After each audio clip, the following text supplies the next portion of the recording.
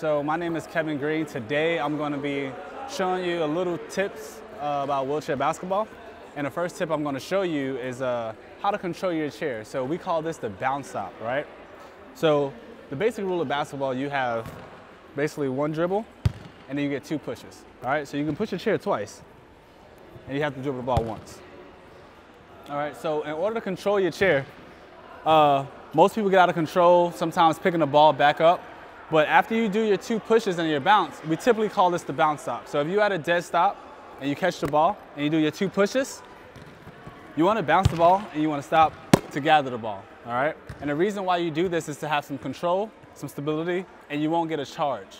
So controlling your chair is really huge in wheelchair basketball because of the simple fact that you can avoid contact and you can have control and you can continue to dribble, all right? And as you notice, when I come to a stop, you want to lean back. You want to pull forward here, and you want to lean your body back. You don't want to stop in a forward position where you're pushing your chair hard, and then you lean like this to stop. You don't want to do that. You always want to lean back when you stop, all right? And it's just better for your shoulders, and it's better for you in the long run. All right, so typically, as you're starting to dribble and you get a little bit comfortable, and you start dribbling, sometimes you make a mistake and bounce the ball off our chair, right? And that happens. Kick it back, kick it back, kick it back, kick it back, kick it, kick it, kick it, kick it. Yeah. So when that happens, whenever you make a mistake like that, it's okay, stay calm, stay relaxed, stay controlled. And if it does happen and it bounces off your chair, just push and just roll up. Same thing, vice versa. You want to push, you want to press, hands off your other wheel so you can continue to dribble around. And a better view at that, so when you come forward, my opposite hand is not on the wheel because if I do that, I will spin out. So if I press and I hold the wheel, I will just keep turning. And you don't want to turn, you kind of want to keep your forward momentum going. So that's one way to have the ball under control. All right, so when you're shooting, if you're right-handed, if you're right or left-handed, you always want to turn slightly to angle. So since I'm right-handed, I want to turn my chair to the left about 45 degrees because I want to shoot with my shoulders square to the rim and I want to have my elbow pointing at the goal. So if I was left-handed, it would be vice versa, where it would be me sliding this way and I'm shooting with my elbow to the goal. You don't want to shoot facing the rim this way because you will turn your chair and you'll be all off. For example, i.e.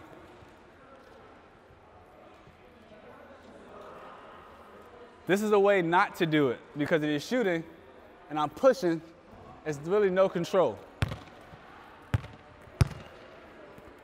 But if I was turned slightly to the right, I can control my shot better. And it's a better look.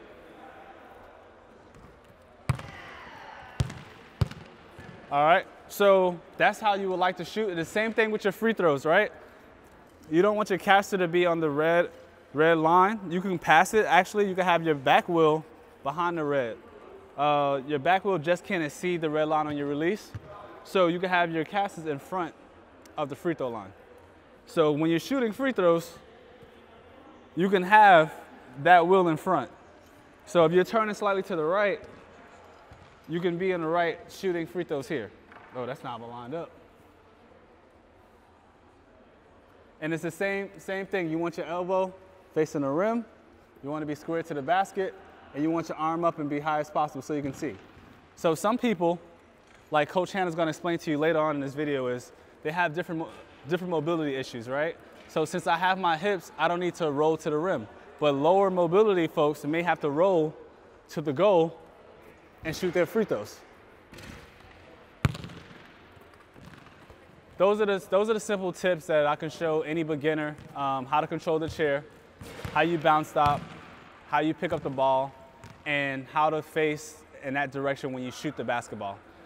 Those are the big three things and the big three items that any basic wheelchair basketball player should know when you're first learning and when you first started.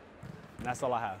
So talking about wheelchair basketball and able-bodied basketball, wheelchair basketball is really similar. We have all the same rules. The goal is the same height. That's always the first question that I get. The lines are the same. So the 10-foot goal, the free throw, the three-point line, all of the things are the same. The court size is the same. The only thing is one dribble every 2 pushes or you're traveling. And then we do a 3 seconds in the paint rule. But other than that, there's charging, there's fouls, there's a 30-second shot clock, there's offense, defense, charging. We do different plays offensively. We set picks and rolls. All of the stuff is really similar. The thing that I tell people when we're teaching is that the wheelchair is the same as your shoes. So when we go step on a line to go out of bounds, then we're out of bounds. So Sergey here pushes his wheel, right? He's out of bounds, even if he touches the side, okay? So chair position is one of real key things that we talk about. So with disability types, we have different chairs for different disabilities. These are community chairs, so they're not fit quite properly for every individual. So for Sergey, he's a spinal cord injury right here, so he can only feel here. So the cushion is really important because he can't feel, so we don't want any rubbing. So we need to make sure he has a proper cushion under there and that the wheels are not rubbing his legs at all and that his feet are behind the bar here so that he's not hitting anybody, okay? His trunk has a little balance issues. So we're gonna put, right now he doesn't have one, but we're gonna put a chest strap right here to have him stand upright, okay? So then he can pick up the ball and do stuff without losing his balance, because right now he's kind of losing his balance. But the chair is different than an everyday wheelchair because it's made for sports. So we have the bar in the front to protect the feet, and then the wheels, we call it cambered out, so they go this way, so you're not gonna flip this way and that way. In an everyday chair, your wheels are straight here, so you can go through doorways and things. We also, on the back here, we have the wheel in the back so that you're not likely to flip backwards. The everyday chairs do not have wheels in the back because they want to go up and down curbs and things. So that is the wheelchair part of it and the able body versus wheelchair basketball part of it. Okay, so as a beginner, the big things are learning to push your chair properly. So we have you put your thumb on the push ramp, on the tire. Can you grab and put your thumb here? So your fingers don't go into the spokes.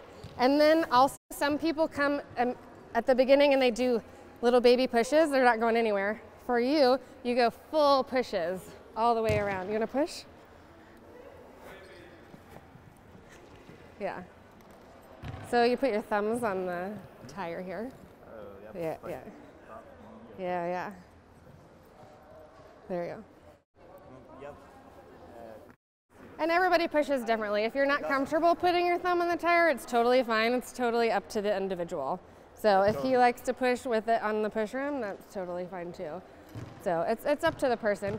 Safety is a big thing. Making sure that you're not rubbing anywhere is a big thing. If we have people like earlier we saw Kevin, and he has amputation, so his chair that he uses, his personal chair at home, is really high because he has a full trunk and he has one whole full leg. So the chair is made to the individual disability. So he sits really high because he's able to just bend to the floor and bend to the side and do the ball, while someone with a spinal cord injury isn't able to do those things. So they play a little bit different role on the team.